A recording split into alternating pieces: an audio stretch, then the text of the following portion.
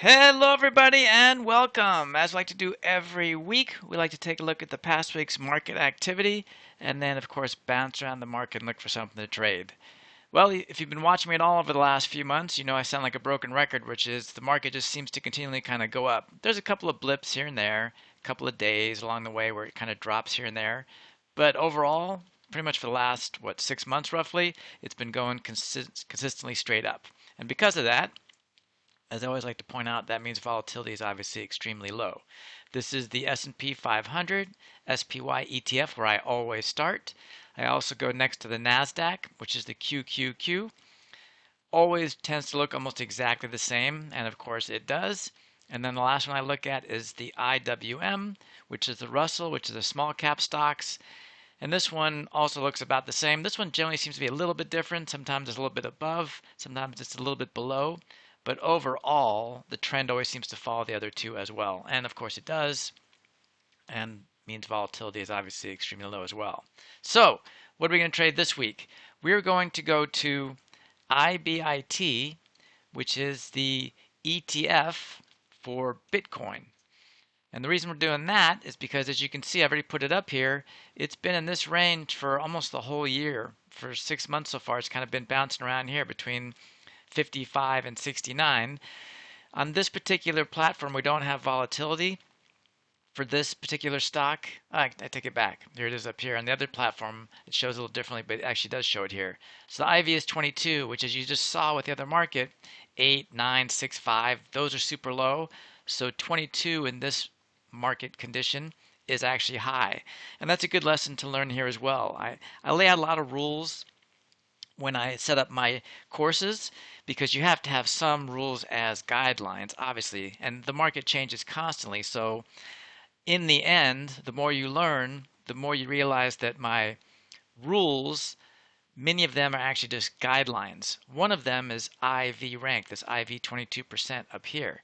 I always like to say, hey, if the IV is above 50, we sell something, IV below 50, we buy something. But sometimes, like right now in the market, because it's been going up for so long, volatility is low everywhere. And now 50 it doesn't even exist almost anywhere. So we can't use that as a rule.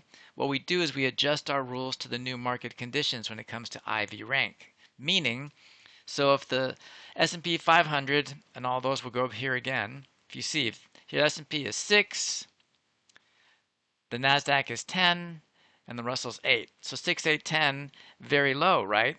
20 now is twice as high as that as the market. So that actually is now high compared to the market. So my rule of greater than 50, below 50 might now become, hey, if it's greater than 15 or 20, that's my new high IV rank. And in this case, that's what I'm going to do. The Bitcoin is at 22. So for me, in these market conditions, 22 is plenty high to sell something. And in this case, I'm going to sell an iron condor because, like I showed here, this has been the range.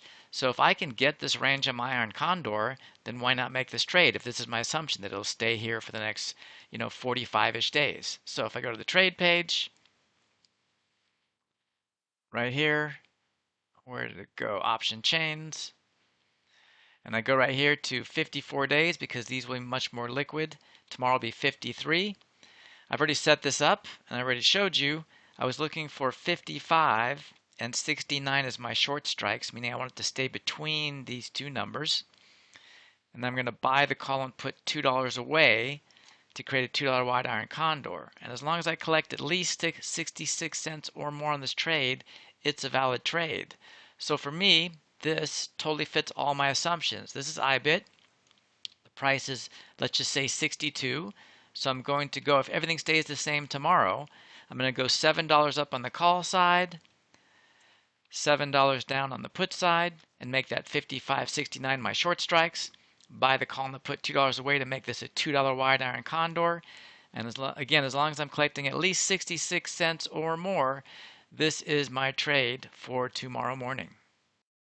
Hello, rookie traders! Exciting news! My new book, Options Trading for Busy People, is coming out on October 7th, and I'm going to offer it up free to everyone for the first few days upon its launch.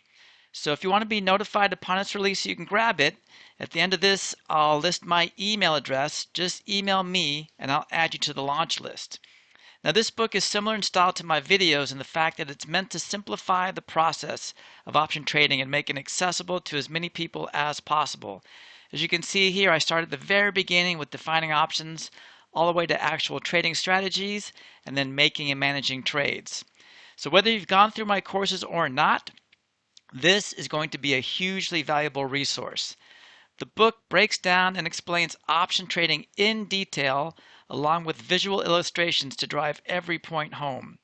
Since my option trading technique is all strategy based, this book will never go out of date. These are trading techniques that have been used successfully for decades and will be used for decades to come. So take advantage of this gift now because it will keep giving forever.